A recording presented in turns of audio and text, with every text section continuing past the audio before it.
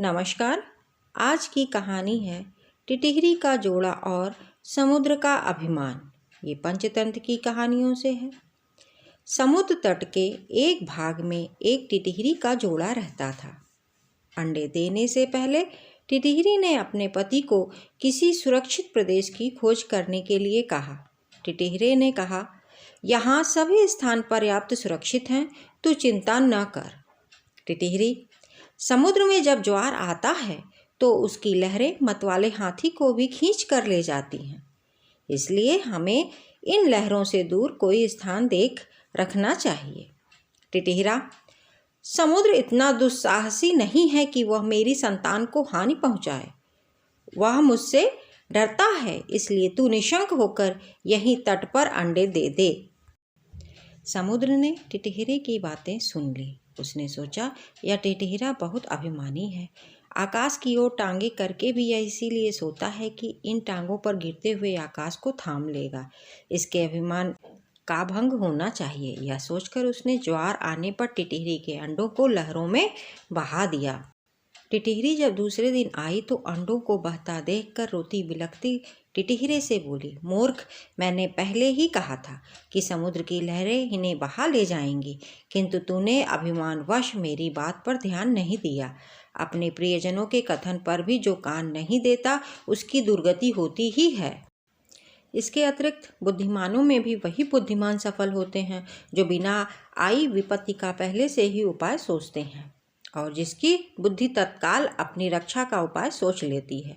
जो होगा देखा जाएगा कहने वाले शीघ्र ही नष्ट हो जाते हैं। यह बात सुनकर टिटहरे ने टिटहरी से कहा, मैं भी युद्ध भविष्य जैसा मूर्ख और निष्कर्म नहीं हूँ। मेरी बुद्धि का चमत्कार देखती जा। मैं अभी अपनी चोंच से पानी बाहर निकालकर समुद्र को सुखा देता हूँ। टिटहरी, समुद्र के साथ तेरा वैर तुझे शोभा नहीं देता। इस पर क्रोध करने से क्या लाभ? अपनी शक्ति देखकर हमें किसी से बैर करना चाहिए, नहीं तो आग में जलने वाले पतंगे जैसी गति होगी।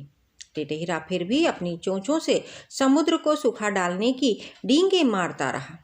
तब टिटहरी ने फिर उसे मना करते हुए कहा कि जिस समुद्र को गंगा यमुना जैसी सैकड़ों नदियां निरंतर पानी से भर रही हैं, उसे तू अपने बूंद भर उठाने वाली चोंचों से कैसे खाली कर देगा? टिटहरा तब भी अपने हठ पर तुला रहा।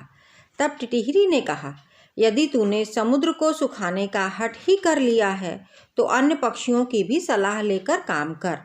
कई बार छोटे छोटे प्राणी मिलकर अपने से बहुत बड़े जीव को भी हरा देते हैं, जैसे चिड़िया, कठफोड़े और मेढक ने मिलकर हाथी को मार दिया था।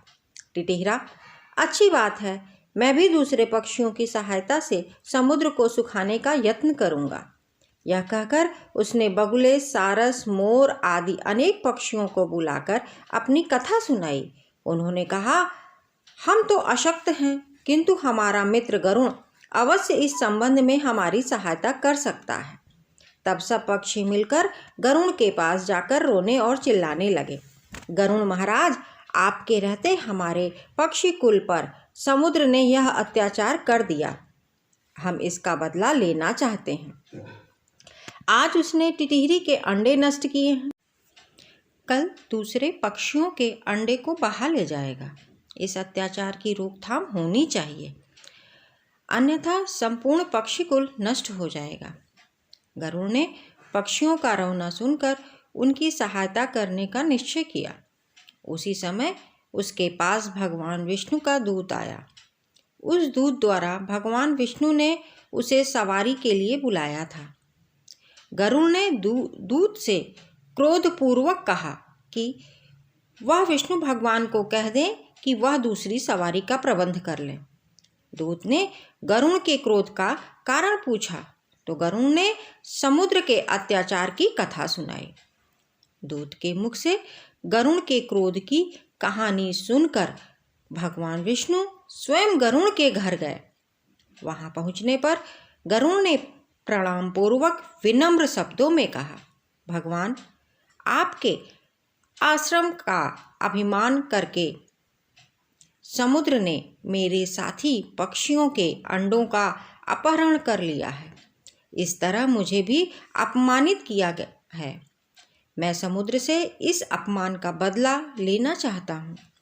भगवान विष्णु बोले, गरुड़, तुम्हारा क्रोध युक्त है। समुद्र को ऐसा काम नहीं करना चाहिए था। चलो, मैं अभी समुद्र से उन अंडों को वापस लेकर टिटहिरी को दिलवा देता हूँ। उसके बाद हमें अमरावती जाना है। तब भगवान ने अपने धनुष पर आग्नेय बाण को चढ़ाकर समुद्र से कहा, दुष्ट, अभी उन सब अंडों को वापस दे दे, नहीं तो तुझे क्षण भर में सुखा दूंगा। भगवान विष्णु के भय से समुद्र ने उसी क्षण अंडे वापस कर दिए। बच्चों, इस कहानी से हमें क्या सीख मिलती है? यही सीख मिलती है कि अभिमान जो भी करता है उसका सर नीचा ही हो जाता है।